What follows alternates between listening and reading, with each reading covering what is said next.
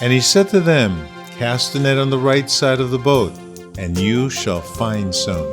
So they cast it, and now they were not able to haul it in because of the quantity of the fish.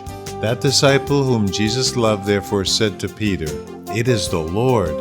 When Peter heard that it was the Lord, he put on his outer garments, for he was stripped for work, and threw himself into the sea. It is Wednesday, August the 24th, 2022. Clive Welsh here, and it's time for the reading of our devotional thought for today. And I'm reading from the devotional book, which is entitled Truth for Life, 365 Daily Devotions by Pastor Alistair Begg. Today's devotional thought is entitled Recognition and Response. That's Recognition and Response. And the verses today, John chapter 21, verses 6, 7, and 8, and it reads, And he said to them, Cast the net on the right side of the boat, and you shall find some. So they cast it, and now they were not able to haul it in because of the quantity of the fish. That disciple whom Jesus loved therefore said to Peter, It is the Lord. When Peter heard that it was the Lord, he put on his outer garments, for he was stripped for work, and threw himself into the sea. That's John chapter 21, verses 6, 7, and 8. When the figure standing on the shore told the fishermen to cast their net on the other side of the boat, and when those fishermen saw that, having caught nothing all night, their nets were now bulging, they began to recognize who it was who had called out to them. Perhaps until now they had been supernaturally kept from identifying him, like the men on the Emmaus Road in Luke's Gospel chapter 24, verse 16, and perhaps the early morning mist or the distance from land to the boat was what kept them from fully recognizing their Savior. Whichever was the case, it was not long before John, that disciple whom Jesus loved, recognized who had spoken to them. And as soon as he shared his dawning insight with Peter, Peter launched into action. John's recognition and Peter's response made up a partnership that beautifully displayed God's intent for contemporary diversity.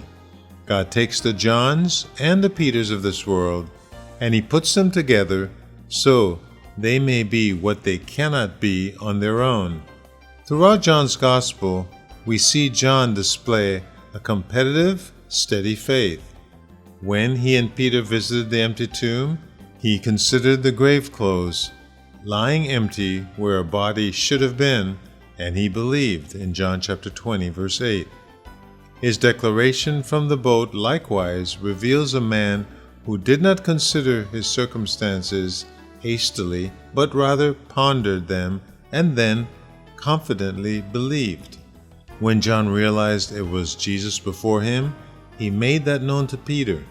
Peter responded to John's recognition, as he often did, by taking faith-filled, impassioned, intimate action.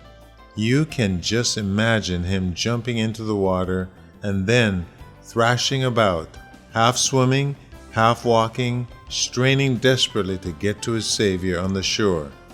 He showed no hesitation in getting out of the boat. His only thought was to reach his Lord. Without the contemplative, insightful natures of John's, and Peter's of this world would burn out in feverish activity. Without the boldness of Peter's, the John of this world would waste away in introspection. We all need partners to serve Christ well. Whether we are a Peter or a John, or whatever your particular temperament, God made you as you are to serve a purpose in His kingdom. Many of us spend too much time wishing we were more like others. Others of us have no problem recognizing our personality type or particular strengths, but we do have a problem with humbly using them in the service of others or being patient with the ways of others who are different from us. What would change is how you see yourself and your purpose if you realize that every aspect of your temperament is God-given and that God intends for you to use it not for your own ends, but in obedience to Him, in the company of His people, for the glory of His Son. And that concludes the reading of our devotional thought for today, Recognition and Response, and it is written in the book Truth for Life by Pastor Alistair Begg. And for those of you reading through the Bible in a year, Psalms 116 through 118 and 2 Corinthians 3, your assignment for today. Clive Walsh here. May God richly bless you.